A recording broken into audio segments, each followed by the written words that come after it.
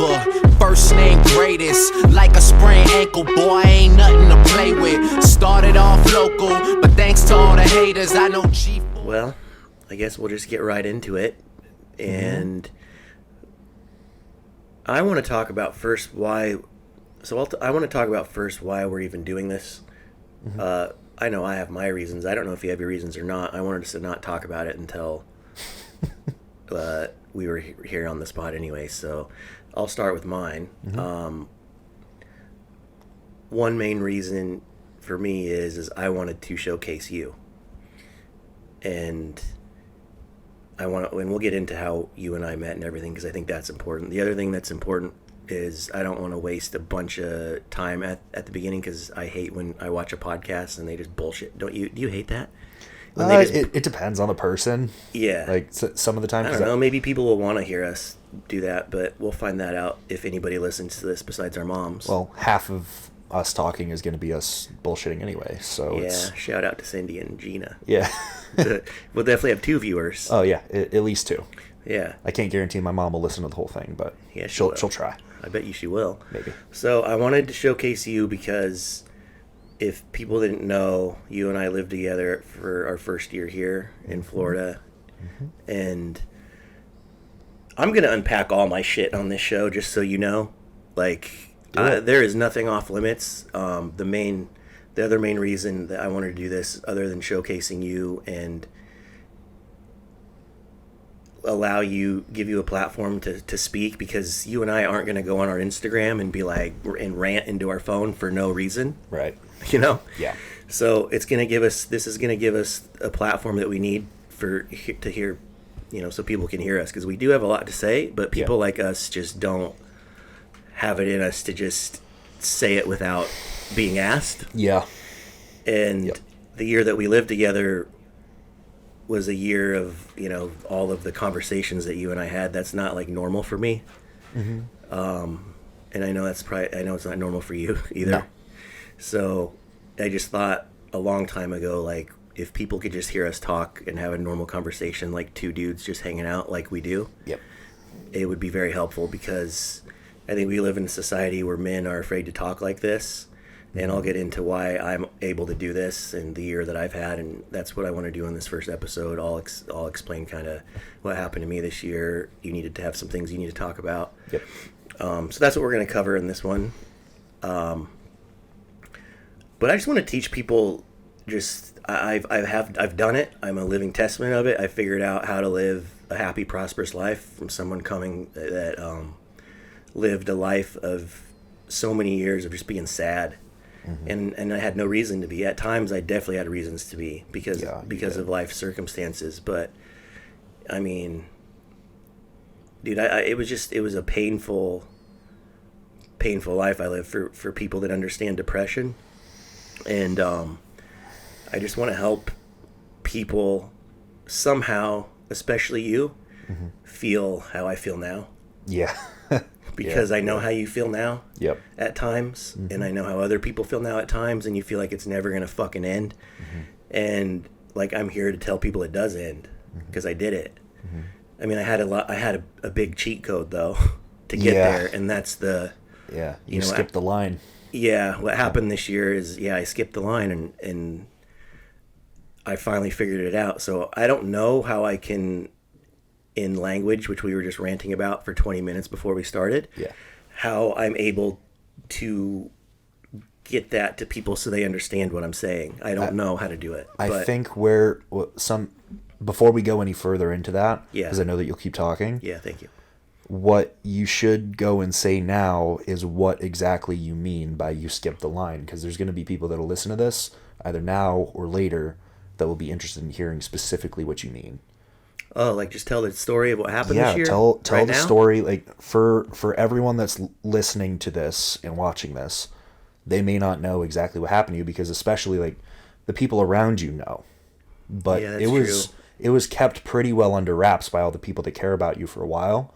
And so not everybody got to hear it in the normal, like, event happens in person on social media's life that has an internet business, and it all just like pops up and then everyone knows. Like, you addressed it a little bit, but you didn't really talk a lot about it because you wanted it to stay private. And now that you're ready to open those things up, you should probably just actually say what happened, because it's part of, and to structure maybe your thoughts a little. We're starting this with talking about how we met and the reason why we're doing this and all the rest of it. And now for you to get across your message on what it is that you want people to take away from the frame of mind that you're walking into this with, you want to impart your knowledge that you've taken experientially from the last 2 decades of your life that have been the most impactful in this last year, that has been the most impactful for you. Kind of just let everyone know what exactly it is that you came from and then how you got here. So maybe rewind it a little bit and talk about exactly where you were when we actually met, and then bring it through that year. Because we're going to address all this at some point. We should start there. I guess so, yeah. And then you'll be able to, after I'm done with that, remember where we were at and the point of this. Yeah. Because that's what you do for me. Yes, and I will interject to pull you Nick, back in where we I got need to the point where you finish my sentences and my thoughts for me. So like you became this person to where if I am having, because I'm smart, like I'm average smart. Okay, you're a fucking genius. I'll just say it for you. I'm gonna brag about you all the time and to the world, and that's why I'm doing this, because I know that I've helped you a lot. But you've helped me. Like, I'm gonna cry a lot on this podcast too, and I don't even give a fuck. You know, like I don't care. That's my thing, man. I don't give a fuck anymore, and that's how I want everybody to feel. Like, so I'm just gonna lay it all out there. But like, dude, you've helped me. I mean, as much as anybody in my life. Thank you. So, you know, like, I'm smart, but you are. It's to and you know me like so well now that I can just be like, hey, I'm having this thought, and I'll start it, and then you're able to explain to me what I'm trying to figure out. Yep. And a lot of that, honestly, I figured out since I started taking like methylated B vitamins and lithium, by the way. Okay. I have a double mutated MTHFR gene. Okay. So we'll get into that at some point. Yeah, we can talk about that Obviously, I'm getting another day. way sidetracked. Yeah. Yeah. So going back to what happened to me, I'll start with if you don't know, I've competed since 2004. I'll do a long story short there. First show I did was 2004. The last show I did was, and this is on and off, I didn't compete every year. I took long breaks, obviously, from 2004 to the last year. Nationals last year, 2021, was my last show ever. And, you know, I guess I'm most infamous for the pec tear. I have the worst pec tear in the history of bodybuilding. And I've got both biceps torn. Just had a lot of things going against me, but I still was a good bodybuilder. I wasn't a great bodybuilder. I could have been a great bodybuilder had I had my life together and sorted out, which is the whole purpose of me doing this. But I missed my pro card by one spot 4 times. So a lot of times I missed what my own personal ultimate goal was, which was just to turn pro. Got third at the Nationals, last show I ever did. Christmas came, blah, blah, blah. Set up a surgery finally for something which we'll get into later as well, going into all my issues, sleep apnea. A sleep apnea surgery. Yeah, that I've had since I was 18, basically since I was over 200 pounds, I've had sleep apnea. All of us do almost. Same with me. Yeah, terrible problem amongst the industry that we need to fix, because if I would have fixed that one thing, we may not, that all of that may not have happened to me, but regardless, it needed to. So that's beside the point. Yeah. Anyways, I was having this sleep apnea surgery done called Inspire. That was March 16th, and my mindset at the time obviously was to go and win the Nationals this year that are coming up, and we're 5 weeks away from now. And that was my mindset at that time. That was at the forefront of my head, besides coaching and doing that. But I was, I'm going to win the Nationals. Finally. I finally got this figured out, and we're going to finally get this done. And instead what happened was, during the surgery, it was 90% complete. I went into supraventricular tachycardia, and my heart rate shot up over 200. They said that my blood pressure dropped. The last reading they saw was 50 over 25. And at that point, they ripped everything off me, got the paddles out to shock me. But luckily, I guess I came out of it on my own. So I don't, and that's the story I got. And I didn't get told that until I went and saw the doctor, like for the follow-up, because they never told me anything after. They never told me anything in ICU. They never, at the time, I didn't really understand like how serious it was. And actually I didn't know until my dad was trying to call my mom to tell her I finally got moved up to a room in ICU, and he was trying to like FaceTime her, and I heard her say hello, but he wasn't saying anything, and then she was like, she was like, what happened? And then my dad like was crying, and I've seen my dad cry maybe like twice, and he just said it was scary. And at that point I realized it was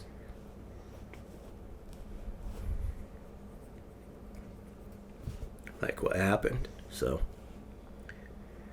I don't know if you'd call it a near-death experience or a death experience or what to technically call it. When I tell the story, I kind of use either phrase. I don't really know. I'd say near death for you. Yeah, I mean, I guess it doesn't really matter. No, it doesn't. It resulted in the thing that it needed to result in, but so I was in ICU for a few days. Obviously, that nothing took place there. They found out that, well, they didn't find out while I was in the hospital that I was in heart failure, if you remember. Yeah. They just found out. They just said you have a heart arrhythmia. Yep. But luckily I'm smart enough on my own to know that things didn't add up, so I went and found my own cardiologist, and then he did an echocardiogram on his own, which they did do in ICU, and I asked for the results for several times, and they told me it was fine. Yeah. And sent me on my way with 2 medicines, one of which makes heart failure worse. But I found out from the cardiologist that I was in heart failure. So my ejection fraction was 37%. Normal, I think the highest they can go is 70, I think. But normal is like 60, 65 they consider normal. So, basically functioning with half of a heart with a form of a heart arrhythmia, and obviously being under anesthesia and everything, things just went south.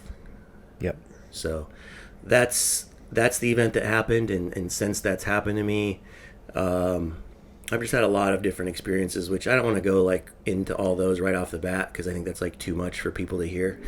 Yeah. And I don't want to be overly annoying, and like I understand, I'm aware enough to know that I can't go shoving down my beliefs down people's throats. And I want to just kind of subtly, get into that stuff as we do more and more of these. But I'll just say that helped me figure a lot of stuff out. Yeah.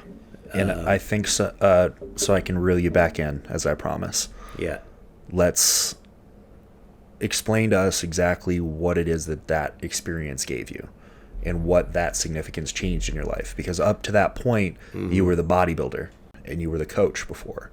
And you were living in, this is already skipping past you having gone from your living situation before entering Camp Jansen, which was the reason why we met in the first place. And so, we forgot to address that. We'll get into it. I let you run with this story so that people can know.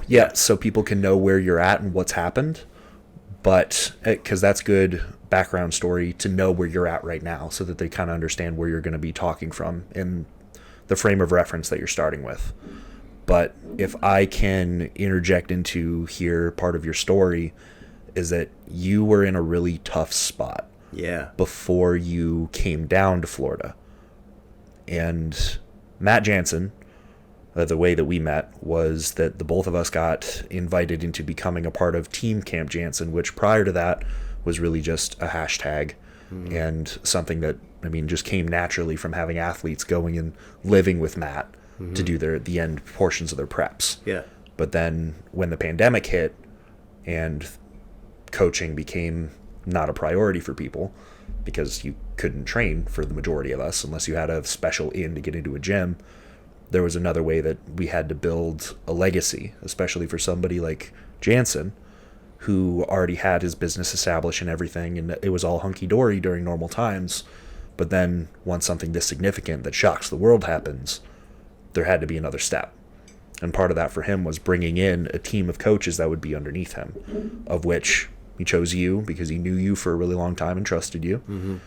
And he chose me, which is God knows why. God knows why. Because at the time I was just some random college kid from upstate New York that had done absolutely nothing except for posting provocative things on Instagram to get people riled up over. Provocative in the way that anybody wants to argue with me, come and fight me. Type of deal. Just throwing the book at everybody, which I have done better with since. But for whatever reason, he decided to pull you, me, and Nadia into the fold as coaches underneath him, and that's how we initially met. I was going through just the coaching calls to figure out what we were doing. And we connected over that. And so that was the beginning of the story of how we actually met. That's right. And so if you want to... I found us an apartment. You had already moved down here. We won't get in... I'll let you tell that whole story someday if you ever want to, but... I won't tell all that. Okay, No. Okay, we'll leave that off the air. Yeah. You had already come down here, and then I got us an apartment, and then... then we moved in together. Yep, because both of us got the offer, like, hey, you guys should come down here and be a part of Camp Jansen and Raw and Revive and all the rest of it. This was before... I mean, really looking back now, dude, it's really cool because it was... people knew like what Revive was, but not like now. No. We were here in the beginning. Yeah, not the very beginning, but the beginning of...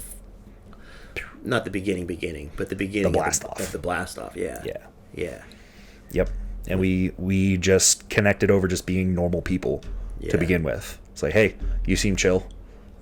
Cool. We're going to be working together. We should probably know each other. And just so people know, we lived in a not a shithole, but it was like it was not very nice. No. It was a 2-bedroom. Like we had nothing in it.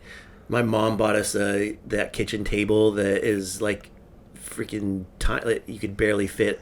We were like our computers were touching each other. Yep.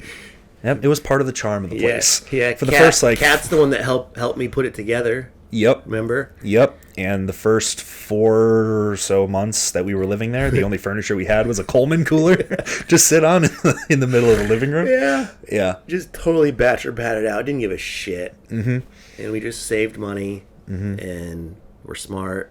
Mm-hmm. And looking back now, the more I think about it now that we don't live together, we had a lot of good times. Oh yeah, we didn't realize it in the moment because we were both so we were both so just like broken, I guess. Yeah, consumed in our own things and struggling, in our own bullshit and struggling. Yeah. Yep. But we would still, at the end of usually every day, have some kind of discussion about something, and it would always feel good. And here's my interjection onto exactly part of the reason why I want to do this, where you already stated yours, partially at least. I wanted to do this so I could keep that alive. Yeah. Because we don't have that anymore, and it's one of the things that I miss the most. Yeah. Is that having, especially because when I moved from New York, I lived my entire life there. I lived from the time that I was born up until I was 21 in the same area of Western New York, just a couple hours away from each other in every place I lived. And the first experience of me moving away, really, was all the way down here. And then walking into it, just by the luck of the draw, came into living with you. Yep. And so just having the ability to come and show up and actually have somebody that had my back, the first person to actually have my back when I got here, and actually get to know somebody that I can consider a brother now, like family. Yeah. And being able to have those conversations like we're family, we're got each other's backs, we can understand each other, we can finish each other's sentences, usually me before you. Yeah. I can't finish your sentences, Nick. No, you don't always know where I'm going. I can do a good impersonation of you, though. Oh, yeah? I'm going to have to hear that sometime. Yeah, I'll do it. Okay. But getting to have that time where we could just unload a little bit and know that, like, neither of us are crazy.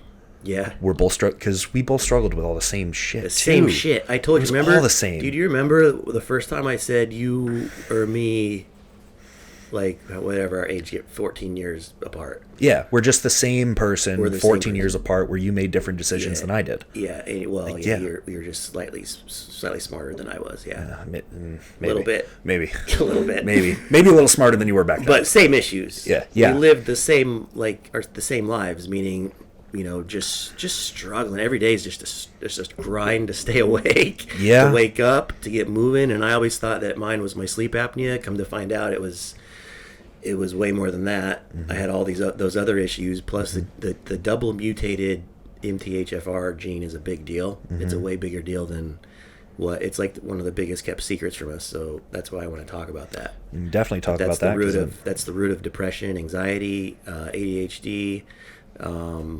All the mental disorders that we know them as, and that's the other thing that I fixed recently. And whoa, very interesting. All right, yeah. So, but continue. I don't remember what you were saying. So, part of my reason for wanting to do this was just to be able to have those conversations again, because we, especially over the last year, with everything that happened with you, with the hospital and everything, and I was right by you the whole time that was going on. Was there for your support and to be the liaison in the hospitals, because all the doctors were idiots. And one of them tried to kill you by giving the wrong medicine. Yeah. Who's a cardiologist that gives you the wrong medicine for heart failure? Yeah. Are you kidding me? Yeah. But being there through everything, and then not being able to see my best friend as much because you're busy, I'm busy.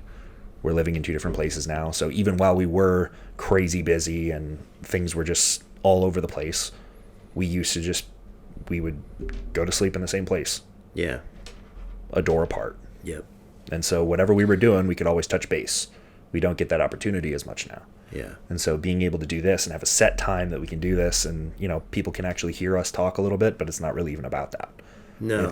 It's just us being able to They're talk. Just flies on the wall. Yeah. I don't care. They can hear what we say. I don't care. Right. It's just us talking, because it's something that I miss a lot.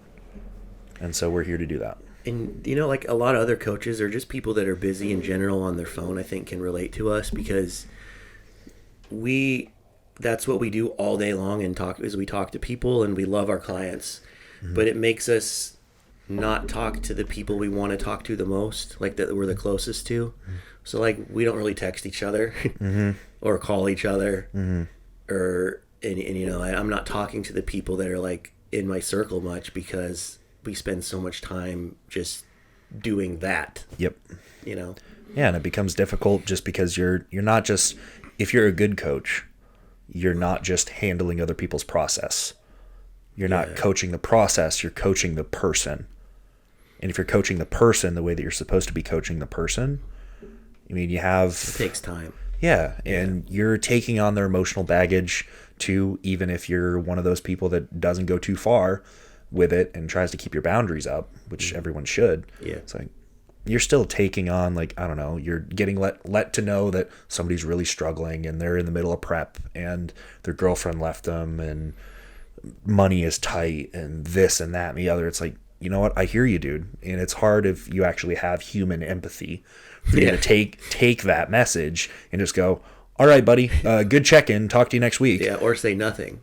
Right. Which is what I hear a lot of people do. Right. Like you get somebody that unloads what's actually going on with them. It's like, it's kind of your job to hear them out. Yeah. And to actually take it on and internalize it a little bit so you can actually give a thoughtful response and try to at least give comfort, if not help, to the person that needs it at the time. Yeah. And so the more that you care about people, which is really the reason why we're supposed to be coaches in the first place, if you actually give a shit, then you're going to be taking on a lot of emotional baggage as well as all the logistical baggage, of which you're having to plan out months or years in advance for people, have everyone's schedules tied into yours. If you're doing a job that you could do from anywhere at any time, you're doing it everywhere all the time. And you never escape it. You're always expected to give a message back within like a snap of your fingers. And it doesn't matter what kind of boundaries you put up. It's always the case. And so it's just something because that's what we would do anyways. Right. But that's just kind of where you get your corner, you get backed into the corner with as a coach because it just ends up happening as a natural result of you doing your job properly. Right. And so as a result of that, people like me and you, where we would be doing that, but we'd be doing that with our laptop, the screens of our laptops touching each other, because we're sitting at a table that is so comically small that it really shouldn't have even been used. Yeah. Because your mom decided it was a good size of a table and gave it to you for what, Christmas or a birthday? No, she just sent it. Okay. She knew we didn't have one. So she just had it set. Because at the rate of us doing things, we would have never had one. No. So we were fine just sitting Indian style on the floor on our laptop if we could have. Yep. And then the last reason would be for me is just to give good people good information. Yeah. This is going to be an information based podcast with hopefully a little bit of entertainment that's at least not dry. Hopefully, because there can just never be enough good information out. There's so much information out, but a lot of it's not good. Yeah. And I consider us two credible sources of information. And I can say that now, I've always wanted to do a podcast, but I've never been at a point where I was ready internally, I guess, or mentally to do it and that's where, how when you first met me, I was so self-deprecating all the time. Yep. I just don't do it anymore. Like, I just don't and people might take me as arrogant now, and that's fine. But what I'm saying is not coming from a place of arrogance. It's coming from a place of certainty. And, if people find me arrogant, if they interpret it that way, that's their problem. I don't really care. That's fine. Yeah. So that's why I say what I say now with conviction. And if I do make fun of myself, it actually is because I'm just making fun of myself. It's not because it's something I really am actually insecure over. Yeah. Like you're trying to cover the base before somebody else can stomp on it. Yeah. Yeah. So the point of that is when we first met, if you remember, it was like we both had not the most confidence, right? Oh, a huge lack of self-confidence for both of us. Yeah. It's like we don't want to put ourselves out there. No. No. And we're also not the personality type where like we already have like the entitlement for attention. Yeah. We're like feeling like, okay, well, maybe we have better information than this person or that person, or we could say this better than this person or that person. And we talk about that. We're like, hey, did you see this go up that this person is saying? It's like, what do you think about that? Well, I think it's really dumb for 12 different reasons, and here's the list. It's like, if we were to just have a podcast recording over that, I mean, we would have stirred up a lot of shit. Yeah. But at the same time, it would have been good information to put out because we had that at the time still. But neither one of us wanted to go and do that, and it's part of the reason why both of us are kind of in the place now after we've known each other for, it's 2 years. 2 years. 2 years now. Yeah. And now we're deciding to come and do this because we're kind of, I mean, you more so than me, but you pushing me into doing this and kind of making it into a thing is going to have to force me to be there, which is also part of the reason that I'm just comfortable enough to just say it. Yep. Because neither of us will otherwise. And also, we're not the type of people, because we tend to focus on our own personal development more than anything else, that we just take care of our shit. We take care of what we need to take care of throughout our days, and then we're like, by the time the day's over, I'll say this, because we live in the world where the social media thing is like tied into everything, and that's really what we're talking about. It's like making a statement in public forums. We just don't think to do it because we're like, we kind of know what we're doing, and we're just doing it. Like, why do I need to go and make a big what to do about everything that we're doing, because we're just doing it every day. Like, we don't live in a world. Be about it, don't talk about it. Right. But it doesn't serve us. It doesn't serve us, but I feel like that we're two people that probably should talk about it, because I think it will be helpful for a lot of people to figure things out. Yes. Yeah. So, and that's kind of where we got to at this point, where we're good enough, especially we're good enough friends that we could bat each other around a little bit and not feel butthurt about it. Dude, again, like, you know how many good debates we've had? Yeah. And like, we've never once... Never combative. No. If I'm wrong about something, I'm like, oh, wow, yeah, you really taught me something, which has been a lot most of the time. Yeah. You're not someone to really argue with, and you back your information up, and if I'm wrong, I'm the first one to admit it. Like, there's nothing wrong with being wrong, but for whatever reason, people are so scared to be wrong. Like, it's, like, people are going to view them differently. And when I'm wrong, too, I'll just straight up be like, tell me more. Yeah. Because I obviously don't know what I'm talking about, so tell me what I'm missing. Yeah. Because you will. If I say, hey, do you know anything about this? You will say, no, I do not. Yeah. Or, yes, I do. Yep. And then you can teach me about it, or you won't know anything about it. Right. And you tell people. But people try to talk and give information. That's where we're different, is because we're not going to talk about something unless we're actually an expert in it. Yeah. If I'm not an expert in it, I don't try to bullshit my way around it. But a lot of people do that, and they can do it on social media in their own controlled setting because they're not having someone like question them. And we just see that all the time. And specifically you can point people out that are doing just that, you know, faster than I can.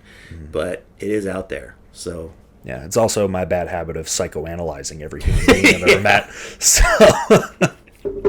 yeah, you do. Yeah. Yeah. So those are my reasons. Okay, so now that we've kind of gotten through that part, we'll peel you right back in. We met each other 2 years ago. We lived with each other for a year. We went through ups and downs, a lot of them, both of us, in our own ways. And at this point now, you went through your near-death experience, and up until that point, you were still just the dude that was the coach and the bodybuilder that was trying to make it happen. And part of your self-worth up to that point was, can you make it happen? Yeah. And that tortured you. Tortured me. Absolutely tortured you for as long as I knew you up to that point. It was the major thing that, like, of all the things, because you had a lot of other personal struggles that was hard for you mentally to deal with. And we don't have to talk about all of them right now, but we will. Yeah, we will at some point. I'm sure you will talk about it. Yeah. But going through all of that, the one thing that always stuck out to me was a lot of regret over the past decisions that wasted your time in your past. One. And then two, the regret over the things that you couldn't control that landed you in the spot where you had to fight desperately with whatever time you thought you had left to make this dream happen that you've had for half of your life. And that hurt you a lot. And it wasn't even just at the times where you were going through the preps. It wasn't at the times where you had gone to the show and it didn't land the way that you wanted. It was the whole time. All the time. All day, every day. It never left you because it was part of your identity. Yeah, it was my identity. Yeah, you were the guy with the pec tear that couldn't make it happen, but went to stage with all of the biggest names that everyone knows, and you were better than at one point or another. But then you just got passed over and over and over and over again. And then you landed in the spot where you have people that still believe in you, that still want you to make it, and everyone wants it for you, but you don't know if you could do it. And I think that, like, that double think that you had, like, I know I can, but I know I can't. Yep. And it just killed you every single day up until the point it did kill you. Yeah. And then you had skipped the line and you had to figure it out real quick. What is the second chance going to mean? I think I figured it out pretty quick. Do you? I struggled for the first couple months, remember? You struggled directly after the shows. Yeah. Because that was, obviously, it's not like you go through something that, because for you, that was traumatic. Like, deeply traumatic. Because you had, especially at that point, you had started to get more social recognition too, because you had started poking your head up a little bit and showing who you are in the business that you were in, and especially stuff with Camp Jansen too. And so you were starting to become a little bit more public and sharing more. And then by the time that happened, it was just, you had eyes on you now, and you had all the people that believed in you that were, you also had it in the back of your mind, like, I don't know how many times I could do this again. Yeah. I mean, specifically that last time, now we know why it was so hard. I mean, that was the other thing. You're the only person that lived with me, so you saw what I was like every day.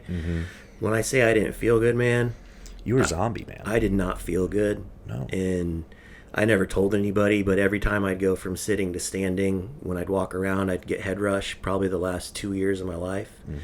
And honestly, one point I want to make right now before I forget is, and I'm not proud to say this, but I bet you a lot of guys can relate to this, girls too, I didn't care if I died. I was bodybuilding, and in my head, I knew that something was wrong, and I was going to do it until something like this happened, and I was hopefully going to live through it, and then I would be like, okay, now I'm done. Yeah. And that's exactly what happened. And in a way, I think I manifested it. Yeah, but there's also a little bit of a coincidental piece to that, which nobody should play with. is that almost everyone that decides to do this and compete, if they have actually thought it through at all, and I can say this about myself too, is that when I started it, I had a death wish when I started. It's like, it was the only thing that I cared about. Yeah. It's like, because what the question really becomes when you decide to do this and do it all the way and make it your life, not just a part of your life, because that's what I did. I decided bodybuilding is going to be my life. Me too. I made that decision at 18. Yep. And I did the same. Yeah. I decided that was going to be it. And this is what I'm going to do. And I'm going to follow this to the finish. And I had to make the decision before I really took it that seriously. If I'm going to spend all of my life doing this, I need to decide right now that this will be the thing that kills me. And I am positive, absolutely positive, that a lot, if not most, of the people that will listen to this, that are serious about bodybuilding, had told themselves the same thing, because they thought at the time that was just the way it has to be. For you to initiate yourself into the hardcore club. That if you're going to choose this, I don't know how many times I've seen a meme about it, for God's sake, which is get big awful. or die trying? Yeah, get big or die trying, or find the thing that you love and let it kill you. Like, how destructive is that frame of mind to come into, which we all do with bodybuilding, because it's just go hard or go home type deal. Like, there's a point to it. But when you have to make the decision, and especially because of PEDs and all the rest of it, and because we know walking into it there is significant risks to your life and your health going into it and taking it as far as we can, you have to make the decision, and it's a real decision. Do you want to allow this to become the thing that kills you or not? Which is still a real question you have to answer. But then it's, how do you go about that? Which is the decision maker and the big problem that comes to people. Yeah. It's like, do you, and it's the same thing with the sleep apnea for you. It's like, you just, and it's something that I know you kick yourself for, and I would like to kick your ass for it too, because it would be every day. Did you wear your mask, Matt? Like, no, I know, because I could hear you through the wall. Because you sounded like a dying hippopotamus, like somebody was just strangling it to death under a piano, just letting the rope go a little bit at a time. And that's how I slept for 19 years of my life, man. Yeah. And imagine and I talked to Dante about this, and he thinks that that was the main driver of it all. Likely. Yep. I mean, with bodybuilding, it's everything combined. It's the perfect storm for heart issues. Yep. But we'll talk about that another time. But I think what was your point? Sorry, I interrupted. It's okay. The point was, I would like to have kicked your ass over and over again for the fact that you just put yourself into that spot, because you had, in your head, you had already decided that this was going to be the thing that killed you, and you then, like you said, you manifested it. You did, because you made decisions on a daily basis that were going to lead you there. Yeah, and you just kept going, and you knew it was wrong. I knew it was wrong. But then you also had so many compounded issues over those years that it just turned into other things and other things and other things, and you're chasing your tail trying to figure out why you feel so shitty. It's like, well, you decided that this was going to be the thing that killed you, and then you ignored all the things that showed up until it became other issues that you couldn't pinpoint the origin anymore. And then it just became more and more and more things up until the last thing put you on your back. And it was good timing, actually, that it did. Yeah. Exactly the way that it happened. Yeah. But you made that decision, and it brought you there. And it's not something that everyone has to go through, and most people shouldn't. Yeah, and that's what I want to tell people. That's not the right decision to make. But I made that decision based on of being in an overall depressive state at all times. Yep. And that's mostly what I'm trying to get through to people, is because you can change it. That's not the right way to think. No, it's choosing your own end. Think that way. Yeah. It's choosing your own end because it feels like it's going to be better. Yeah. That way. Yeah. It's almost like the olden days of the honorable death is to die in battle. It's the same thing with bodybuilding.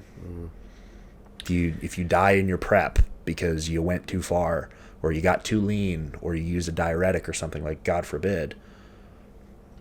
I mean, the culture kind of fits. Now that what you're saying, it's making me think like that whole culture fits people that are depressed. It does. Yeah. It's very fitting. Yeah, and a lot of the drug use and the habits, the mental habits. I mean, I don't know. I can say I know almost no one that can actually train hard that doesn't have significant demons that they have to battle with.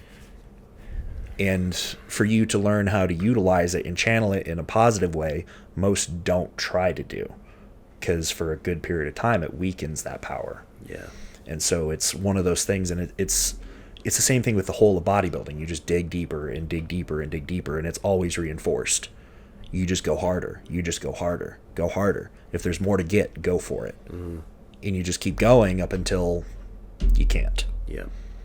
And it does directly tailor itself to people that have that kind of mindset, that honestly, that they have a death wish and they're just ready to throw it all out there. And it's also, and I would say this too, because I don't want to give bodybuilding a bad light. It's like, it's a very good thing for a lot of people because it gives you the opportunity to figure out how to channel it. Yes. And it gives you the chance to go and be a part of a community that also understands it if they're willing to address it themselves. Voluntarily. Yes. And it's something that, especially in a society we live in now, where hardship of a real kind is hard to come across in Western nations like we live. Mm-hmm. You can go to, I don't know, you want to go live in Yemen for a little while? You want to find some real hardship? It's a good way to inflict some suffering because there's no other way for us to over here to really suffer. Yeah. I mean, there's definitely ways that you could. I mean, you could be out on your ass, living in your car, having a struggle day by day to make shit happen. Yeah, but that's relative to real suffering. Right. Yeah. And then there's really no need for like the physical suffering much anymore. Yeah. Which is something that the human being itself needs. It needs physical struggle in some kind for you to keep on understanding yourself and continue to improve on all the things that make you you, which we don't have. You have to find your own cross to bear nowadays. And for all of us that need that, we take on bodybuilding. That's what they call ego death. And the only way you're going to have any type of ego death is to go through some shit. Mm-hmm. That's why I'm like, that's where I am, where I'm at. Like, I figured it out. That's what you mean by I skipped the line. Yes. Yeah. I reached self-actualization, if you want to use that term. Yeah. Yeah. You went from the person that you were. You came face to face with the ultimate consequences of all the decisions you made that led you there. And then all of the frames of mind that you held to give you that decision-making process that you followed all the way to the end. And afterwards, you decided that you were being a dipshit and fucking stop it. Yeah. And here we go. We could be better. Yeah. And that's where everything changed. Yeah, if I was able to be a bodybuilder now, and you just answered the question I've had the whole time is like, why didn't I try that hard? That was my ultimate goal. Mm-hmm. But you saw, like, in the office, I didn't take care of myself. I didn't eat my meals. I didn't train how I was supposed to train. Mm-hmm. You know what I mean? I half-assed it most of the time out of all those years, which is why I never won. Mm-hmm. That's not because of my pec tear. I mean, that certainly doesn't help. But if I would have maxed out my frame and really reached my full potential as a bodybuilder, I would have won easily. Yes. If I would have just been a bodybuilder. But I chose not to be. And I feel like you just answered. It's because I just hated myself, probably. You were creating your own perpetual cycle of suffering because you identified with it. Yeah. And that is the Matt that I met. That was the Matt that I met when we came to Florida. Was the one that decided that you were going to place all of the suffering upon yourself and never find a solution to it. Up until the solution hit you in the face. Yeah. And I don't know what kind of experience you had when you were under, but it's, hey, buddy, are you going to try this again and do it right? Or are you going to decide that this is where it's done? Yeah, it's like my one last one. Because looking back at my life now, I've had other instances that were very obvious that, that were probably signs. Mm-hmm. And I won't even say it as like a religious thing or a spiritual thing there, because it doesn't have to be a voice came and told you that, hey, this is your choice. You can stay or you could go. It's more like you to yourself. It's like, because you came out of it on your own, biologically speaking. Yeah. You came out of it on your own, but you had to decide even after that point, even if there was no sort of intervention of any kind on your behalf. After that point, you could have still decided that you were going to kill yourself by doing what you were doing. For sure. You could have made that decision. Yeah, I very well could have, yeah. Yeah, but you didn't. No. Because you took it and you made that event significant to you. Where there are plenty of other people who in the same situation would not. And they would just continue to do what they were doing until it inevitably did finish the job. And you would continue to identify yourself with the suffering of going through that. You would have been the bodybuilder that was bodybuilding still through heart failure. Yeah, with the torn pec. People do it. Yeah, with the torn pec, with all of this history, because it had become part of you for so many years that you couldn't have seen it part, even if it was for the better. Yeah. There's a lot of people that go through that too. You're right. I know one, and he's not here anymore. There's a lot of them that aren't here anymore. Yeah. Because of that same thing. Mm-hmm. No, you're right. I know several that aren't here anymore, yeah. Yeah. And that's, I mean, you mentioned Dante. I mean, Dante is the dude that everyone goes to, that they have that realization to be he like, was so mad guess I what? he was so mad I didn't message him. Mm-hmm.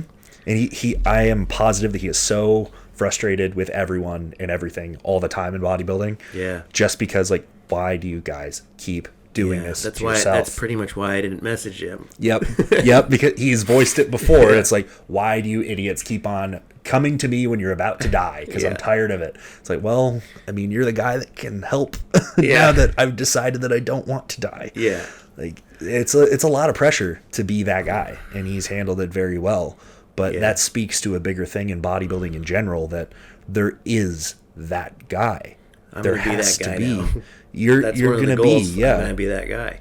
You're going to be a guy that went through it, that understands it from a personal level, and you're going through the knowledge collection stage now. Yeah. Where you're starting to learn all the signs because you went through it, and you're seeing the signs, you're seeing all the course of events. I am extremely confident now by everything I went through that you can never guarantee you're going to prevent issues for somebody, but I'm 100% confident I can do everything. I know everything that people should be doing as a bodybuilder to mitigate it as much as possible. Mm-hmm. And you're going through the learning now to figure out how to help somebody that's in the process. Yeah. So you're going to be another part of that generation of guys that will be there. But my point on bringing him up anyway is that bodybuilding in general, which a good reason why we want to talk on this, is that both of us would be considered people that take it real far. Mm-hmm. In our own ways. That general mentality where other people that don't know us very well could take, I mean, if you didn't know me very well personally and you looked at what I was doing just through Instagram and YouTube, you could have the perception, like probably a lot of people do, that I just take everything to 100. Yeah. Everything. Yeah, I would say this guy's taking 2 grams a test. Yep, just blasting it to the moon. 200 milligrams of Anadrol. Probably taking Halo before he does squats, those 8 plates, that fucker. Right. Yeah.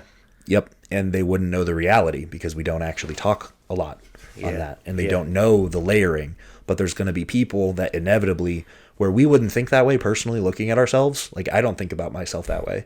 But I know because I can see the reflection of myself.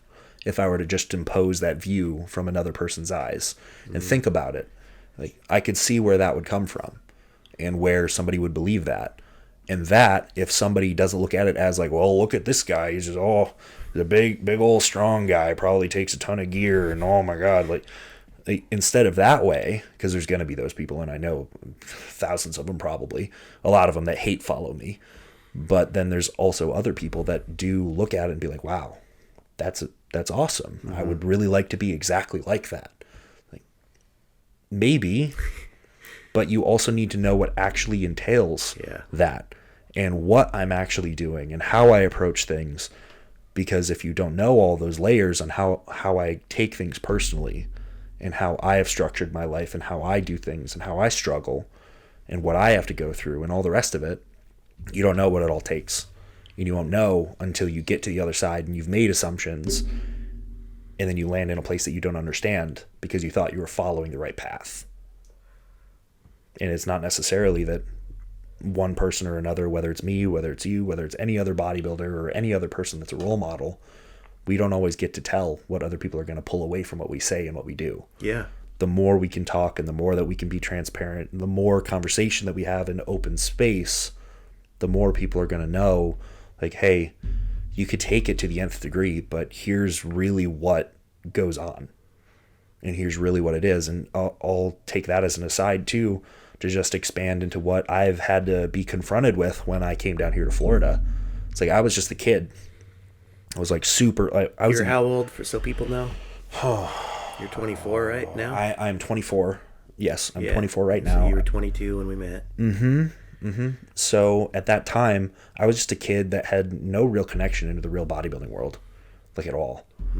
Like none. So it was all still, I was that kid that would be watching me right now. You were that kid I wouldn't be able to stand as a OG bodybuilder. Like I would have, but you did a gooder job. If I would have just watched you and not known you, I probably would have been annoyed by you because I've been like this young kid who's never done anything, who's trying to tell people how to train. Yes. Yeah. Yep. And I still get that today. And please let me have it. Yeah. Yeah, sure.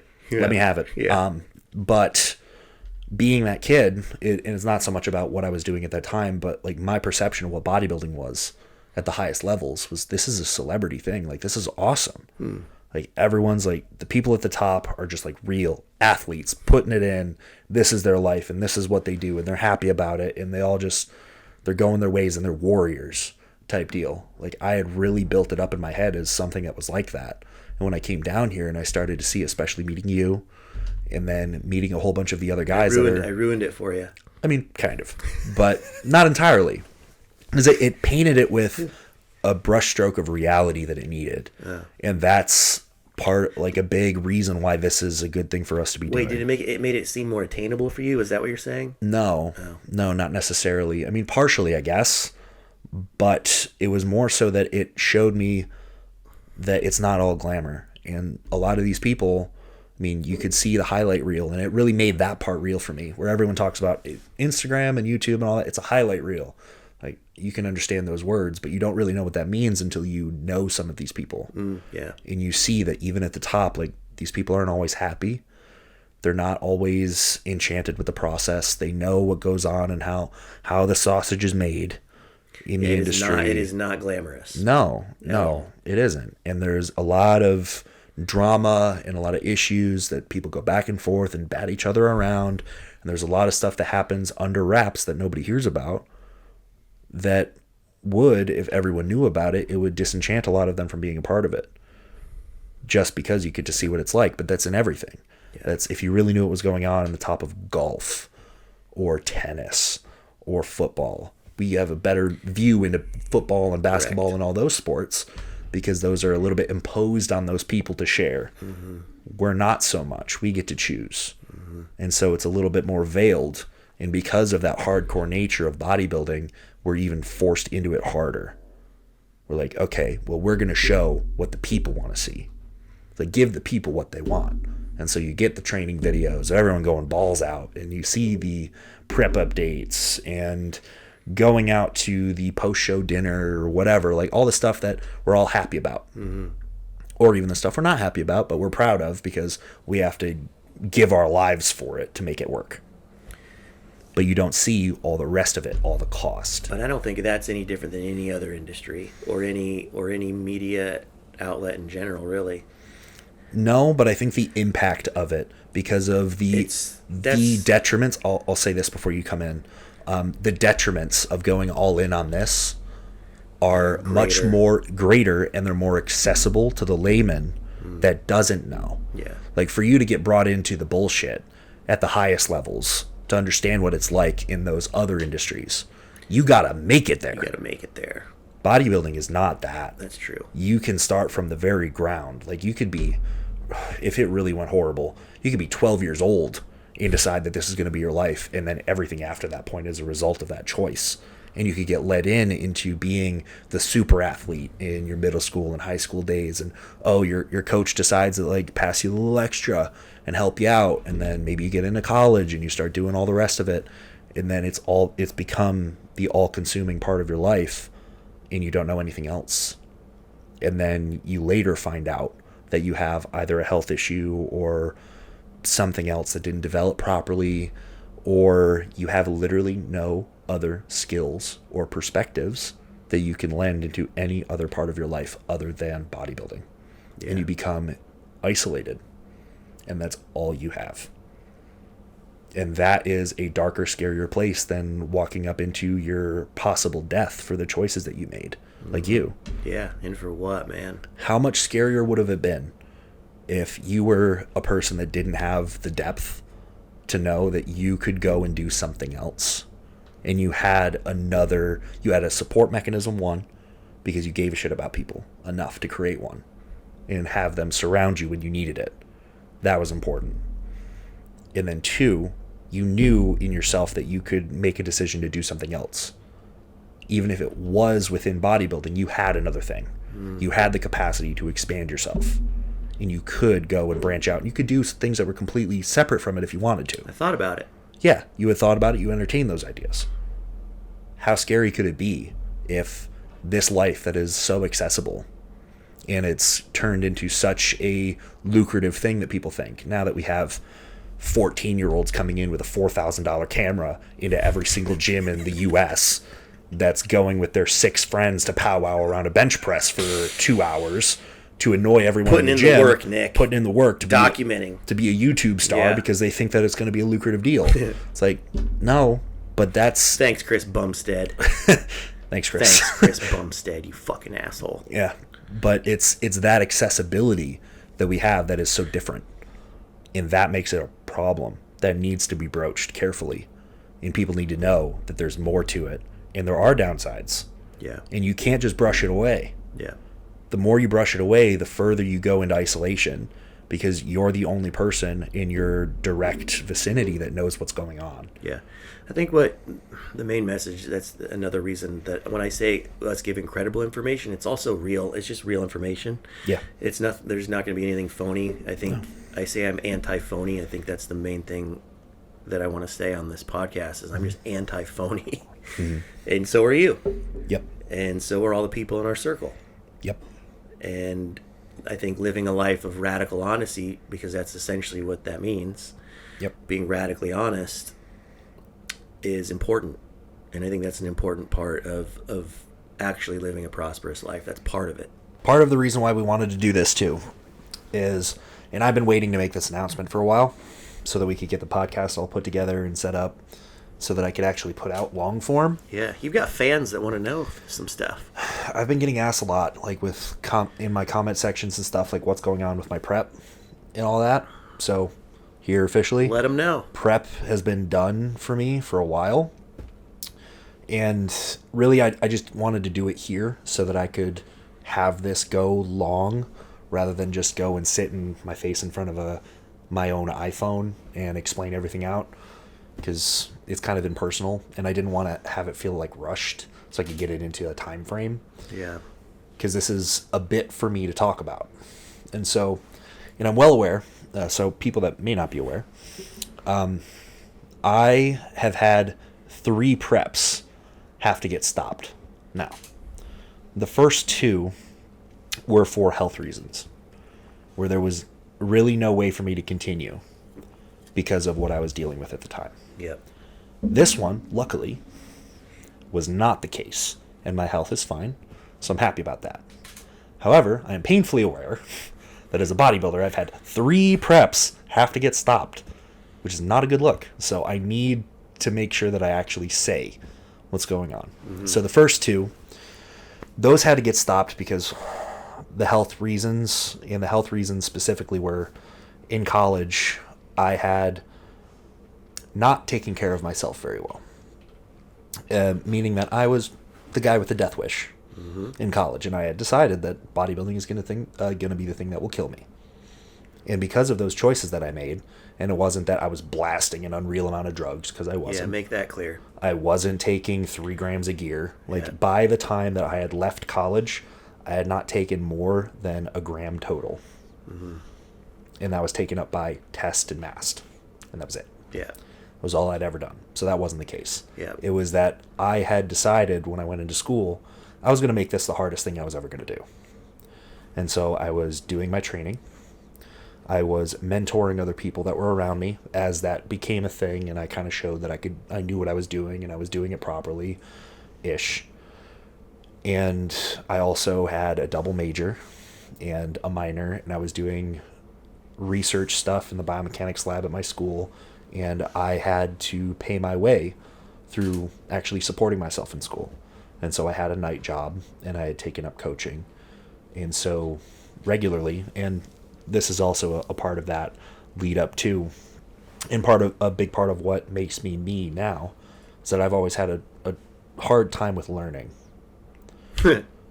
I know. It makes everyone do that. Yeah, I know. It makes everyone do that. You've already told me that, and it made me laugh even again. Yeah, because everyone's like, okay, whatever. Bullshit. It's like, no, like, the only reason that I was good in school, and the reason why I'm good at giving information and doing the things that I do and talking on a high level, is because I spent inordinate amount of time honing that, because I couldn't communicate. But I think, let me interject Go ahead, on something that I think that I noticed that about myself too. So I can learn things, but I have to try really hard to learn it. So like when I read something, what I do now is I'm typing my own articles to make sure, like I'm teaching it to my mother, to make sure if you can do that, if you can write and type things out like that and explain it, then you really grasp something and you understand it. But I don't just, it takes me, I have to read it a lot of times. Yep. I'm not smart in the sense where I can read something and it's just like that. No. I work at it. Yep. Is that what you're saying? Yeah, I was the kid through even high school that, like, I would be sitting at the kitchen table trying to do math with tears running down my face because I just couldn't understand why I couldn't get it. I was always that kid. But was that just because you weren't interested in it? If you're interested in something, do you learn it much quicker? No. But why do you, I feel like you kind of remember everything though. Because I nail it into me. That goes to exactly my point, I guess. Yeah. I just nail it into me enough that, because I know bodybuilding. Yeah. Is what I know. And I know... That's not true. You know a lot of stuff. I know, yes.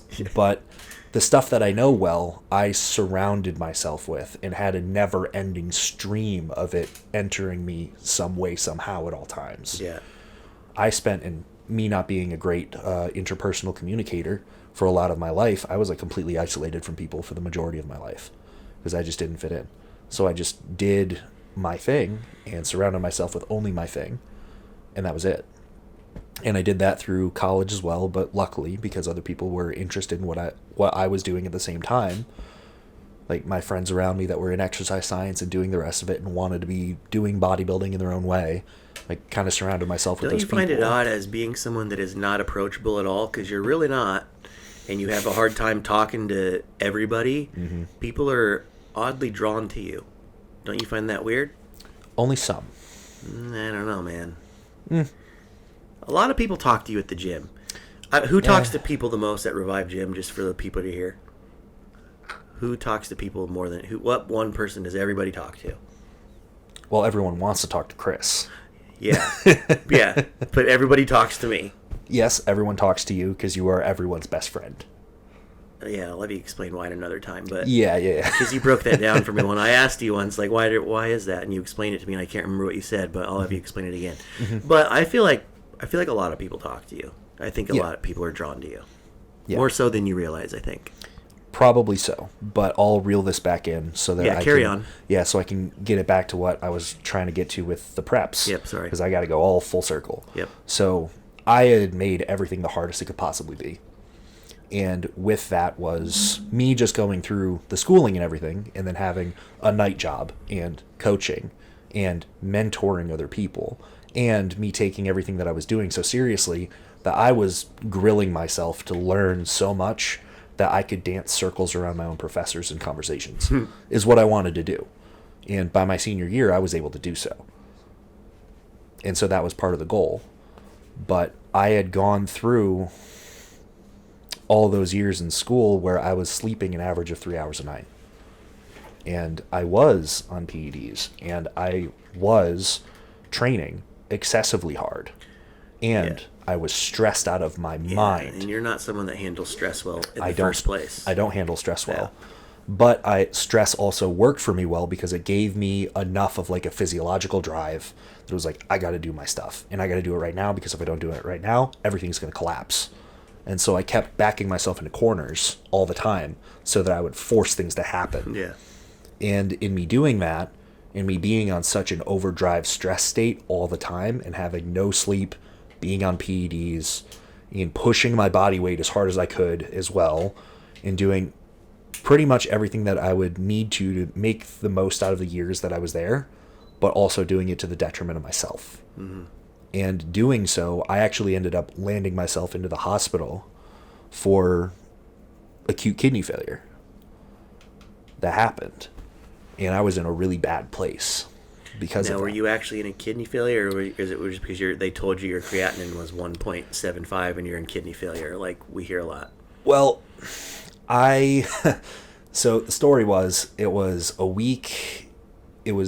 week of finals preparing for it, of one of my semesters. And in that week, I had 3 full all-nighters, and then a couple of days in there where I had to just take naps in between things that I was doing so I can continue to do that, so I could study enough, take the tests that I had to, and do the projects I needed to. By the end of the week, I think I had a total of 6 hours of sleep. And from Thursday into Friday, I had to sit myself down to write up a final project. And I sat down at 1 p.m. on that Thursday, and I didn't get up again until the next day at noon. Like physically? Physically. You didn't move? No. I was sitting there doing the work, and by the time I had finished it, I was seeing stars, and I was starting to get delusional. You never peed? No, I did. Oh. Yeah, I got up and did that. Oh. Yeah, but that was it. I didn't go to sleep. I didn't do anything else. And when I sent the email to my professor with the project attached, I was like, hey, I'm sending this to you now, but I won't be at practicum today because I'm checking myself into the hospital. At that time, my legs from my waist down to my feet were turning purple. And everything below my knees, it was all the same width. It was the same thickness from my quads, my upper leg, all the way down into my lower legs. Yeah, and I wouldn't believe you until when you showed me. I mean, they never got that bad when we lived together, but I saw you had showed me that. Yeah. You've seen me at some really bad points with. I've seen it. Yeah, with the water retention that I can carry. Yeah. And it gets so bad that I could just poke into my leg and it'll stay there. I've never seen that before. It'll stay there for hours. It would not go away. And that was the first time that really happened significantly to me. And ever since that point, that has been a risk factor for me. Where right now, thank the Lord that I don't have significant kidney issues. So that's not a problem. Like my EGFR is fine and all the rest of it. Not chronically, you don't. No. But you seem to have this. You have this acute response, which I guess by definition, that's how we would define acute kidney failure. Yeah. In that moment, they were not functioning. No. But chronically, they're fine. Yeah. So what had happened was I had built up such breakdown so much and having absolutely no opportunity to recover it. Mm-hmm. It was not that my kidneys were destroyed and that was it and that was my fate. There was just so much ridiculous amount that needed to get filtered out and pulled from my blood that it couldn't do. Yeah. Because I didn't give it the opportunity to. Right. None of the biological opportunities that we have to clean up that had the chance to happen. Right. Because I didn't sleep at all. I was constantly training. It was 3-hour-a-day sessions. And at some points it was double days because I just could. And I did everything to make that the worst possible situation. And so because of that, after that point, that had become a possible acute issue that would recur if I had pushed my stress levels too far and I didn't recover properly and this, that, the other. And so the first 2 preps that I did were both post-college. And in both of those preps, I had to pull out because that same issue happened. Because the stress levels got pushed way too far because of personal life circumstances. Then there was uncontrolled sleep apnea that was also a problem. And then there was, obviously with prep, there was the PED use. Physical stressors. Physical stressors, yes, because of the training. And then my cardio was ridiculous. And so was the total activity levels. And combined for the first prep and the second prep, and really the third prep that I just concluded, my average physical activity time was between 5 and 7 hours a day. And my sleep was terrible with the quality I would get, and it was very limited in the amount of time I would get. And so there was no opportunity for it to go well. Yeah. And then add into that, for the first 2 preps, there were PED things that we were trying to get figured out that obviously I can't handle a lot of them, just overall classes of them. I couldn't. And those would create the same issues that I was trying to avoid. And it was a headache to try and get it through that I can't do those things. So let's not do them. Yeah. But I was trying to be a good bodybuilder and just like, I'll try it. Can't take tren in case, if you want to edit that out, we can, but Nick can't take tren. I can't take any nandrolones Yeah. at all. It doesn't work. It messes with me. And it's somewhat common. Yeah.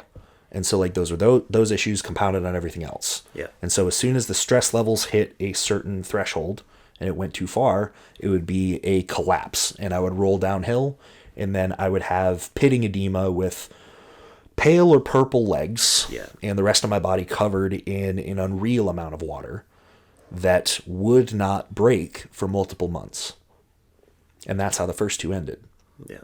This last prep didn't get to that point, which is the major point of me going through to say this. And I'm going through all of them, which is what I intended to do with this podcast anyway, so that I could make the point to go, this isn't what happened to me.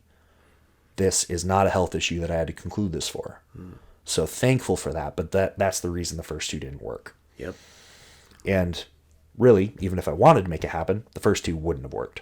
It would have been impossible to have happen, because even if I stuck out the rest of the diet and finished, I would still look like I didn't even start because I was covered in water so bad. Yep. This now third one, walking into it knowing what I would have to do, I was at 287 for my starting weight, and I got to my lowest at 233. And in the process of doing so, obviously you got to just do what you got to do. Over how long a time period was that? 287 to 233, what, like? I started dieting in March, and I got to 233 the end of June. Yeah, I thought I was going to say it was probably like 12 weeks, right? Or 12 or 14 weeks. I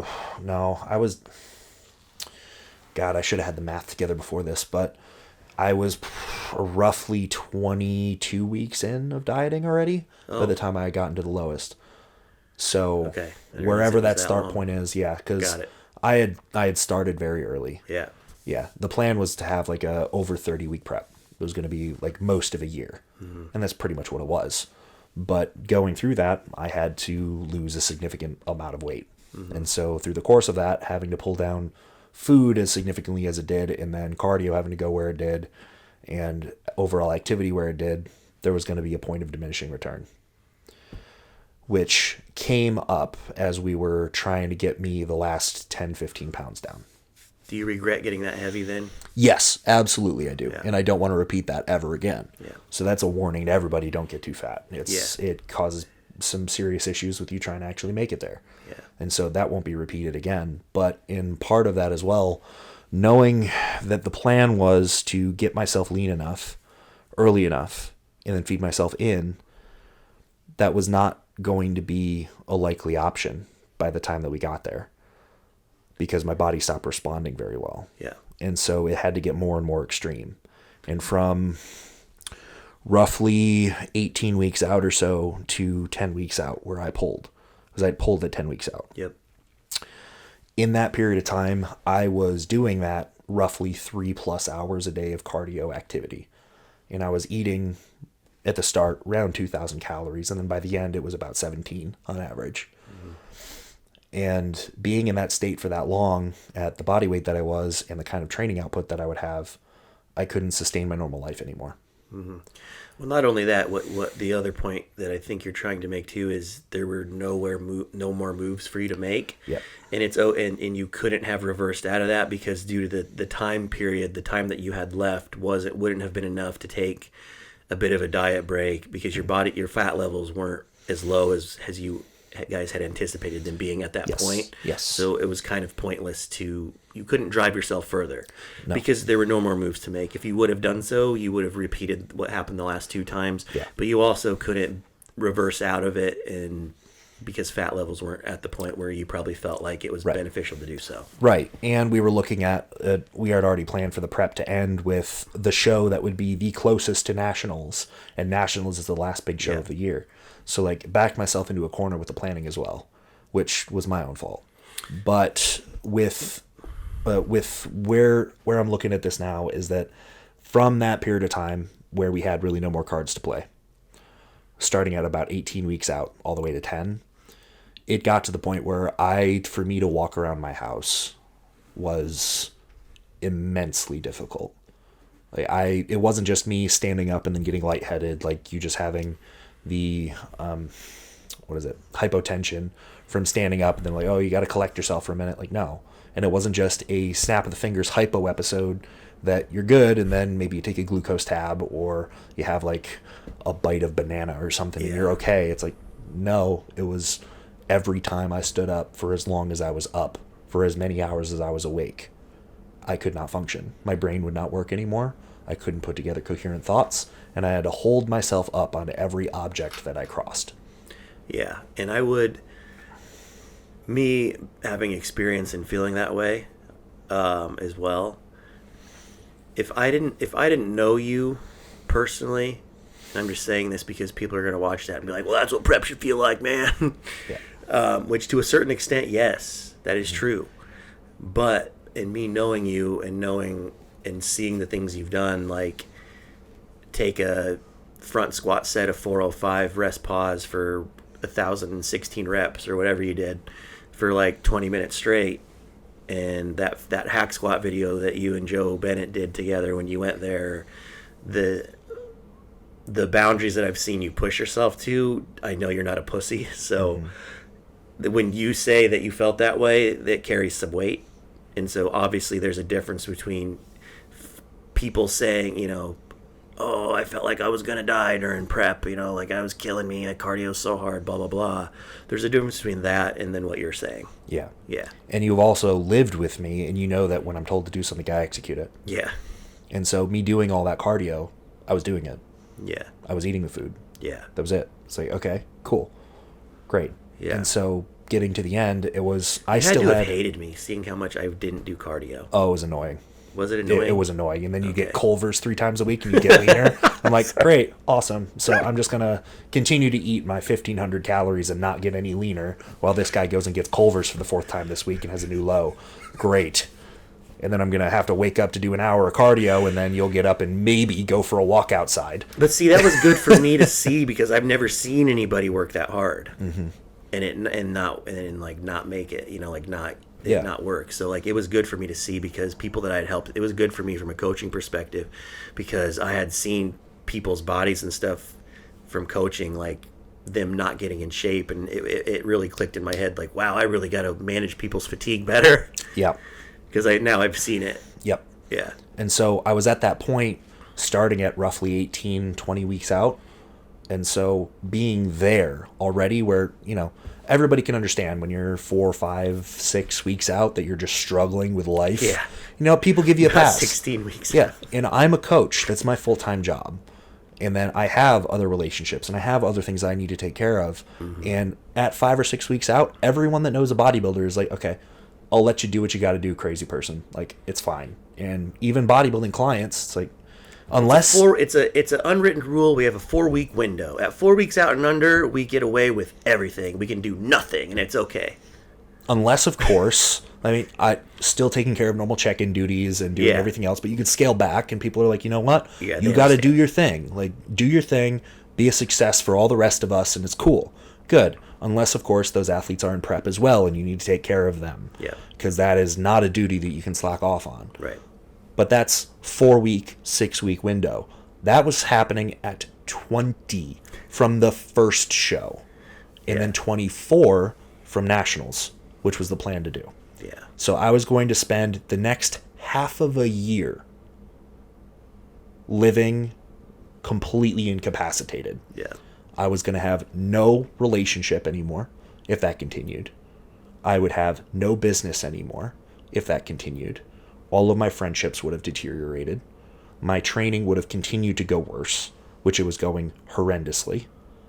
And I would lose all of the muscle tissue that I had had up to that point, because there's no way that I wouldn't have lost any more of it at that point. It was going to come off. Guaranteed with that scenario. And so I would show up on stage being a shell of myself physically because of what I had to go through for the last 24 weeks to do it. And then I would have no financial backing anymore. My profession as a coach, I would not be able to hold myself up on that because I would be the shitty bodybuilding coach that as soon as they have to take care of themselves, they drop off the face of the earth. So I would have no credibility as a coach anymore. The people that did already invest their time and their finances in me and their trust in me would have lost it. There would have been nothing. I would have had nothing by the end. Can I say something? Yep. While I hear everything that you're saying, I just disagree with that so much. That part of it. Mm-hmm. You pulling out of the... This is where I can help you. And this is just how our relationship works. You pulling out of the show, I'm here to tell you that people overall generally don't really... It's not that big a deal. It feels like it is to you, and everything that you're saying is valid and real to you. But I guarantee you wouldn't lose one client over it. The way that you're perceived from the outside world is as an expert, regardless of if you compete or if you don't compete. You're placing that pressure on yourself internally.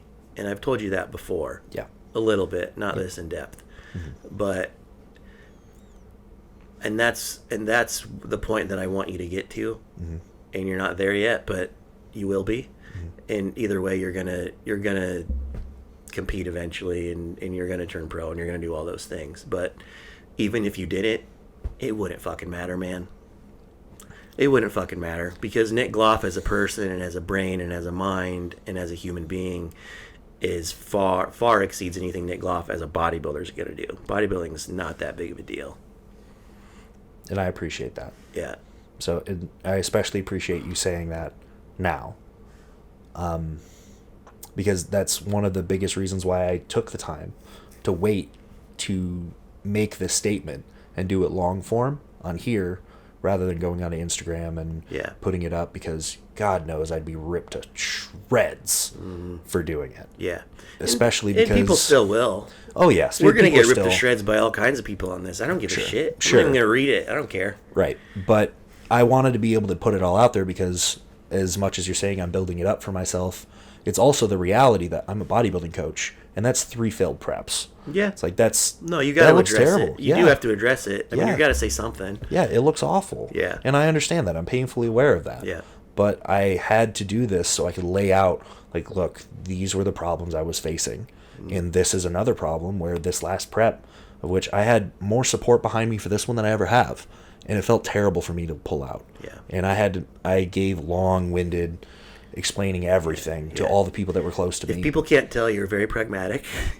And you're just explaining that this was a calculated decision. Yeah. And I think when people hear it, they're going to be like, makes sense to not follow through with the prep. And I'm here to tell you, yep, it's not a big deal. People do it all the time. You'll compete next year. Yep. It mattered much more to me for me to continue to not betray the trust and the support that I was given from the people around me. Because really, what is it? Getting on stage is one, for credibility's sake, for me to actually start in the competitive career that I really want to have. And then it's also to make good on all the support from all the people that believe in me, from my own clients, from you, my friends, Kat, my mom and my dad, like everybody that has supported me ever and put forward support for this prep. It's a matter of me still keeping my priorities in line, where I don't betray that and then just put it through for a selfish reason and finish and then leave everybody else in the dust. It's like I said, like I wouldn't have a relationship anymore if I went all the way. It would have been selfish also, in the sense that all of us close to you would have not wanted you to push yourself to that point. Exactly. And that's what I'm saying. Yeah. That's what I'm saying, is that if I continued to push it all through, it would be entirely selfish. Yeah. So it would be sacrificing my friendships, my relationships. It would be sacrificing my professional relationship with my clients and everyone that stands behind me in every other capacity. Yeah. For me to go and do it, even though I was going against all my principles and what I stand for. So the pressure you were putting on yourself didn't even really exist. Because the pressure you were putting on yourselves coming from wanting to follow through with it, to not disappoint us. Mm-hmm. We would never want you to do it just to do it, to not disappoint us. So that pressure doesn't exist. Exactly, which is where I got to when I made the decision that it was done. Yeah. Was that I can't continue to do this and betray that. It's like, these people want me to do the thing that's best for me, is what everyone wants. Correct. And in me doing a prep at the right time and having everything go through, that'd be great for everyone involved. Fantastic. But if it has to come at the sacrifice of everything else, it's not worth it, and it's a selfish decision to continue. Yep. And I'm here to tell you that, and everybody else, because it's as a coach, you haven't dealt with it as much as I have yet, because you haven't helped out as many people that have competed yet. But people act like pulling out of shows is like this do or die thing, and it's this big deal, and it's not. Mm-hmm. You know, if you're not getting ready for the Olympia or the Arnold, then even then, I mean, you can put everything in perspective, right? But yeah, especially as an amateur doing, you know, the Montana Classic, I mean, push it, find something else. We can push it back, no big deal. It's okay. It's not worth damaging your health or your life over to hit this one show. Nobody cares. And I think that's the message also that you should send, is it's as big of a deal as it seems, and that maybe it is or maybe it isn't. In the grand scheme of things, it's really okay and not a big deal. So, and from this point, so we can give this a pretty ending. Yes, because we've got food waiting for us. Yeah, I'm starving. Yeah, which Tavish is going to lose it on us for not eating it fresh. Yeah, and that's inside baseball for everyone that's watching. I don't care that doesn't get edited out. Yeah. But the plan for me now is to pull myself away from the dieting, because it's not fruitful for me to continue. We had no cards to play left. I didn't. And so, for me to get out of the place that I was, bring the activity down, bring the cardio down, bring the food up, get myself better established so that I can sit in a good maintainable place, bring my training back, which luckily now, for the first time in like over a year, I enjoy training sessions. Yeah. Some days are hit or miss, a lot of them. But I have I have some hit sessions that were good, that I could walk away from and be happy with. That I did something that was fun and I progressed, and look at that. I'm happy with it again. And you need that. Yeah, I need that. And throughout that entire prep, I hated it. It was terrible, because the primary changes that were made to control fatigue were pull away more training. Pull away more training. Don't change the cardio. Don't bring up the food at all. Change the training. It's like, okay. Down to the point where I was doing basically nothing. Yeah. It's like, I don't enjoy any of this anymore. Yeah. I don't. Defeats the entire purpose of you doing it. Yeah. It was like, why? And I just felt terrible all the time. It wasn't any good. And so now I can go through training sessions and enjoy it. I'm going to be able to eat a little bit more normally, build myself back up, bring up a food base, for God's sake, that will not force me to eat like a rabbit by the time that the prep is over with, or at least if I have to do that to finish it. Very short amount of time. If I have to do that to finish it, fine, but I'm not going to do that from 20 weeks out. Yeah. Yeah. So I don't care how hardcore anybody is, any coach or athlete. If you're doing that from 20 weeks out, you messed up. And it's not a matter of, oh, you signed up for it, finish it out. Like, no, you don't need to suffer for half of a year. Correct. You don't. And I don't need to do that again. Yeah. And so right now, for the rest of this year, this priority for me is to get myself into a better place for me to actually have a successful prep. Yeah. And that's it. That's correct. Get your body functioning. Get my body functioning, take care of some underlying health issues, take care of my sleep. Yeah. Because my sleep is the biggest thing that gets in my way. Yeah.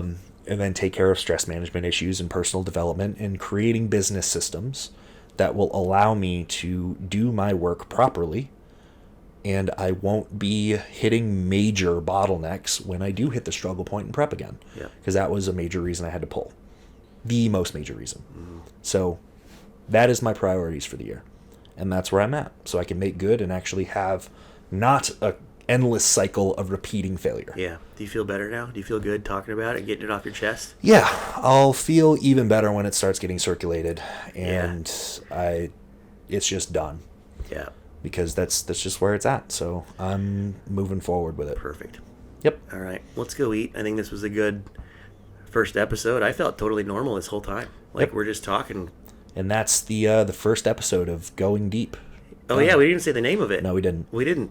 Nope. It's called Going Deep because that has many different meanings amongst... What's the word for that? Like it has many different plays on words. Is there a word that like it has like synonym? Well, is that what you're going for? No, I don't know. What I'm saying is going deep is because obviously people now can tell that we critically think and we promote critical thinking.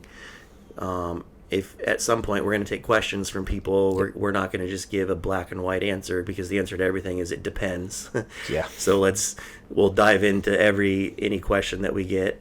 That's the point of the name. Mm-hmm. Obviously squatting deep, leg pressing deep, right, and going balls deep. All right. So that's episode 1. That's episode 1 done.